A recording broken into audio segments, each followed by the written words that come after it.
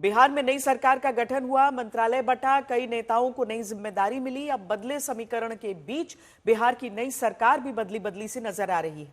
बिहार के अलग अलग शहरों में अतिक्रमण के खिलाफ एक्शन हो रहा है। बुलडोजर से अवैध मकानों को ढहाया जा रहा है। इस बीच अपराधियों के खिलाफ भी एक्शन का प्लान तैयार हो गया है। प्रदेश के नए गृह मंत्री सम्राट चौधरी के निर्देश के बाद पुलिस विभाग ने अपराधियों की लिस्ट तैयार की है और लिस्ट में जिन अपराधियों का नाम है उनकी संपत्ति जब्त करने और कड़े एक्शन का प्लान बना है।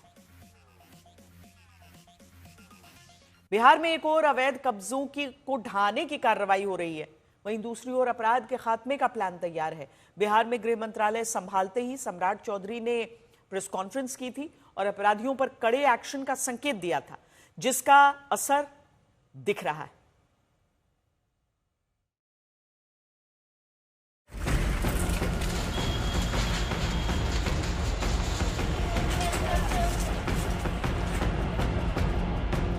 बिहार में सरकार नई है, तेवर नया है, बुलडोजर एक्शन शुरू हो गया है। नई सरकार में यूपी के योगी मॉडल का असर दिख रहा है। अतिक्रमण के खिलाफ कार्रवाई हो रही है, अवैध मकान ढहाए जा रहे हैं, शहर शहर में बुलडोजर सड़कों पर उतर चुके हैं। ये तस्वीरें राजधानी पटना की हैं, जहां गायघाट से दीदारगंज तक अभियान चला, अवैध कब्जों को बुलडोजर से ध्वस्त कर दिया। उत्तर प्रदेश में योगी मॉडल के तर्ज पर अब बिहार में बुलडोजर एक्शन देखने को मिल रहा है। दरअसल बुलडोजर एक्शन पिछले 2-3 दिनों से जो बिहार में देखने को मिल रहा है वो इस बार अतिक्रमणकारियों के खिलाफ जो है वो चलाया जा रहा है। और एक तरीके से कहें तो पूरे प्रदेश में अतिक्रमण के खिलाफ सरकार ने एक मुहिम छेड़ी है और इसी को लेकर तमाम जहां पर सरकारी ज़मीनों पर अतिक्रमण वर्षों से है वहां पर से अतिक्रमण हटाने का काम जो है वो चल रहा है। और इस वक्त हम पटना के सिटी इलाके में मौजूद हैं और यहाँ भी गायघाट से लेकर दीदारगंज तक जो है 4 लेन सड़क का निर्माण होना है इस सरकारी ज़मीन पर, लेकिन यहाँ भी काफ़ी वर्षों से अतिक्रमण था। तो इसी को लेकर फिर कल यहाँ पर बुलडोज़र चला और यहाँ देख सकते हैं किस तरीके से तमाम जो यहाँ पर सरकारी ज़मीन पर अतिक्रमण किया हुआ था उस सब को जो है बुलडोज़र की मदद से जो है वो ज़मींदोज़ किया गया है। और ऐसा ही एक्शन सिर्फ पटना ही नहीं बल्कि विभिन्न ज़िलों में भी जो है अतिक्रमण को लेकर जो है वो चलाया जा रहा है। पटना के साथ ही किशनगंज, आरा, बगहा में भी बुलडोजर वाला एक्शन दिखा। अतिक्रमण कर बनाए गए मकानों को ढहा दिया गया।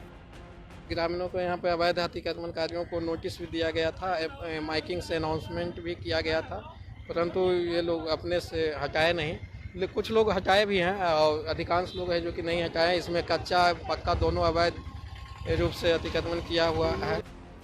बिहार सरकार का कहना है कि अवैध कब्जे खत्म करने के लिए हर महीने ऐसा ही ऑपरेशन चलाया जाएगा। अतिक्रमण कर बनाए गए मकानों को इसी तरह ध्वस्त किया जाएगा। बिहार में एक्शन सिर्फ अवैध कब्जों के खिलाफ नहीं हो रहा, अपराध के खात्मे का भी पूरा खाका तैयार किया गया है। पुलिस ने माफियाओं, बदमाशों की पूरी लिस्ट तैयार की है, उसकी संपत्ति जब्त करने का प्लान है। अपराधियों पर नकेल का पूरा रोड मैप तैयार है।